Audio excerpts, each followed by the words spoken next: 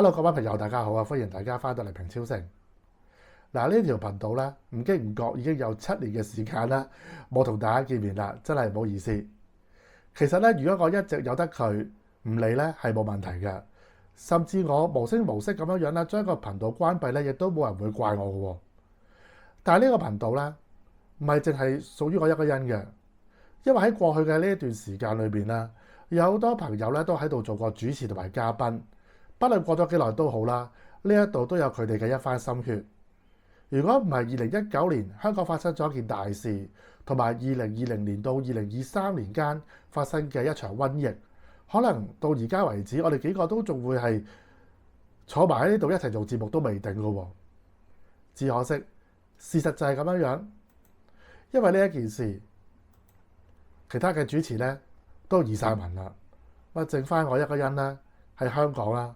係孤軍作戰，平超城咧就變翻咗一個 one man band 啦。除咗剩翻我一個人喺香港孤軍作戰之外咧，呢幾年我個人嚟講咧，過得都唔係話太好。我最初咧係打算移居日本喺嗰邊做嘢。我喺2019年嘅時候咧，考嗰個日本嘅 IT 國家資格試咧係失敗咗。原先喺2020年嘅4月諗住再考過啦，咁大家都知發生咩事啦，去都冇得去啊，考乜鬼啊！偏偏就係喺嗰段時間就有個 offer 俾我，但係有 offer 有鬼用咩？都冇得去，係嘛？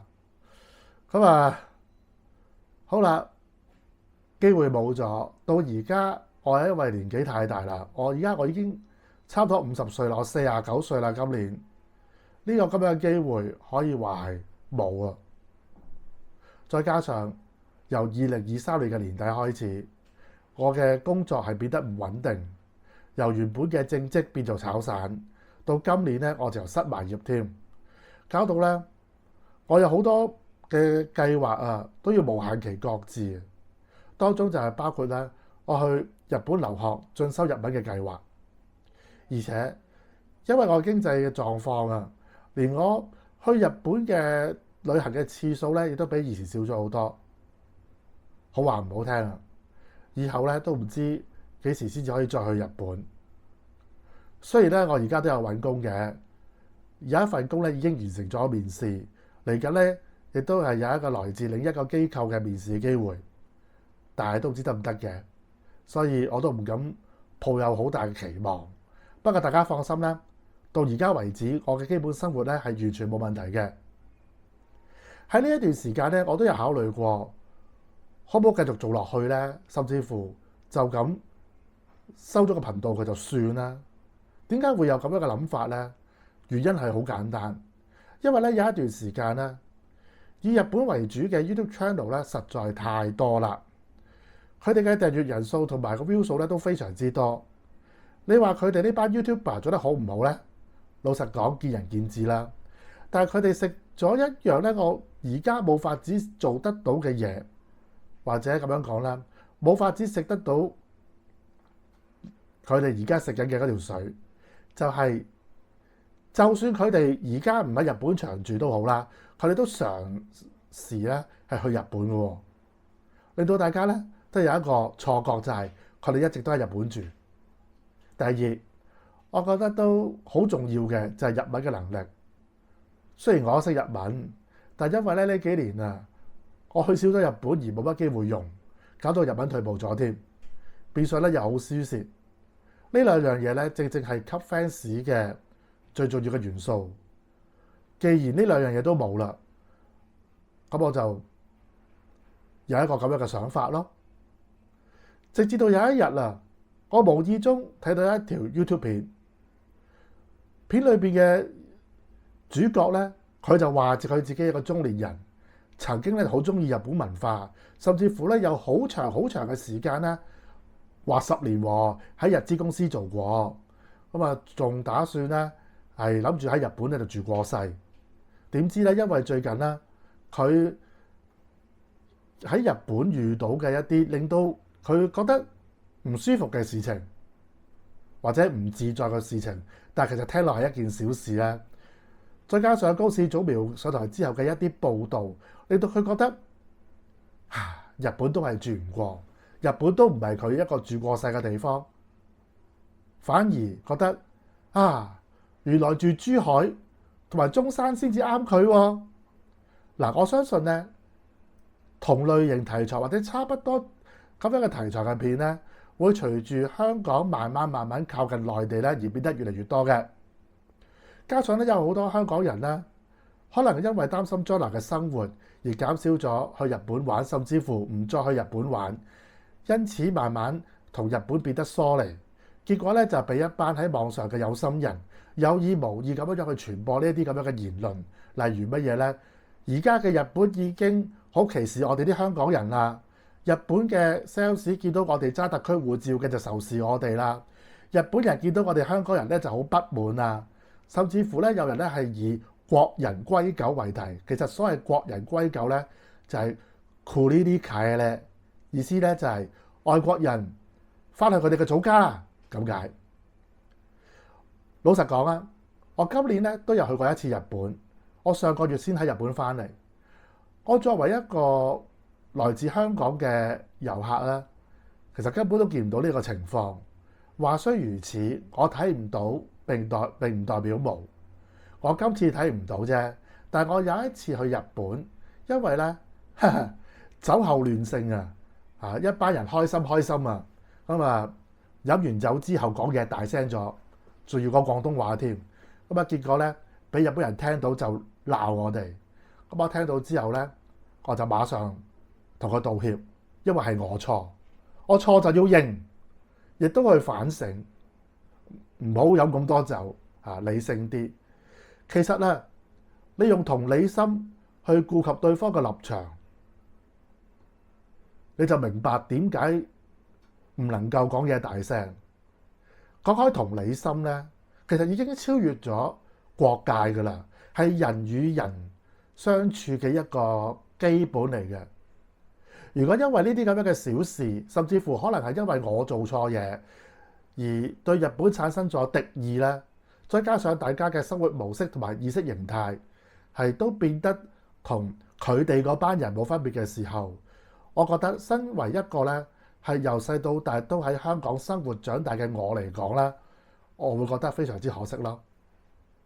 我自己唔敢講我將來會唔會移居內地啊，但係即使我冇辦法，我都要上去移居都好啦，我都會用盡我嘅辦法去保存住我由細到大我對日本嘅喜愛同埋呢一份同理心。我唔會因為呢啲咁樣嘅大環境咧而改變自己嘅同理心啦，同埋改變自己嘅價值觀。講就咁講啦，但係實際上點樣做呢？既然我冇法子做到好似我頭先講嗰班 YouTuber 咁樣，咁我就用我而家擁有嘅嘢去從頭做起咯。我呢條頻道咧仍然有佢最值錢嘅地方，就係主打懷舊同埋情懷。我哋講嘅係乜嘢啊？平成同昭和時期嘅日本啊嘛，呢個亦都係平超盛呢一個名嘅由來。好話唔好聽，我哋 Day One 就注定講舊史噶啦。所以咧，我只要將過去咁多集，包括初期嘅聲音版，即係第一集到第100集，再加上而家嘅喺你大家見到嘅 YouTube 片呢一集咁樣嘅片，將啲冇用嘅過時嘅資訊下咗架，留得低嘅，我只要稍為作少少嘅整理咧，就會變得非常之正噶啦。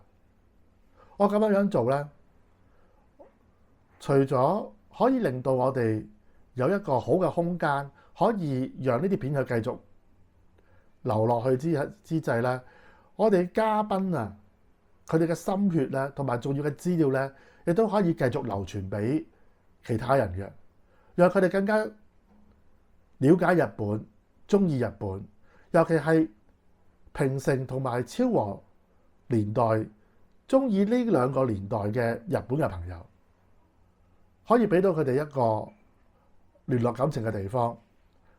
就算我咁樣做，俾人話我係亞視啊，又如何啫？講歷史就係咁樣噶啦。甚至乎有一日啊，我可能會出一條片講薩爾達傳說啊、沙羅曼蛇啊、R-Type 啊、孖寶兄弟啊呢啲咁樣樣，我打埋機俾你睇都仲得。點解啊？因為呢一個就係情懷，亦都係一種傳承咯。我而家暫時真係未有 budget 去日本，日文我哋都未勁到可以做一個好深入嘅探討。呢個係一個好舒適嘅地方，但係我可以用我而家我有嘅價值，用我而家可以做到嘅嘢去繼續做落去嘅。例如喺香港本地，我哋仲有啲舊嘅地方，有舊嘅日本嘅痕跡㗎嘛。我哋去嗰啲地方拍下咪得咯。問題係有冇心做啫。再唔係咪講下日本嘅偶像啊、日劇啊嚇？以前我哋喺銅鑼灣嗰啲日資百貨嘅痕跡啊嚇咁樣樣。雖然我知道咧呢個方向咧未必會大紅大紫，但我相信咧會聚到即係1萬幾千個訂閱咧，都問題不大嘅。而且啊，我頭先講一大堆嘅缺點，尤其是日文嘅缺點，其實係可以用其他方法去補救嘅。我可以等到我有正職嘅時候，喺網上去揾啲日文嘅老師嚟補習，甚至乎我係揾啲 native 嘅日文老師，住喺日本嘅日文老師嚟補習，教翻我日文，讓我嘅日文可以進步。到時我就有更加多嘅空間去繼續做個節目啦，係咪？最後啊，我見到咧有343位訂閱咗平超盛嘅朋友，到今日為止7年啦，依然都冇走過，真心好多謝大家。希望咧新嘅安排咧會令到大家滿意啦。我而家咧會先整理好我啲舊片，將呢啲片咧重新上架之後咧，我就會開始全新做一個全新嘅節目啦。不過咧，我希望咧大家俾啲時間我，同埋俾啲耐性我，慢慢去 build up 翻。如果咧你想支持我嘅話，記得撳實個鐘仔等通知咯。同埋咧叫多啲中意舊日本文化嘅朋友咧過嚟睇，同埋過嚟訂閱咯。好啦，下度俾見，係咁先，拜拜。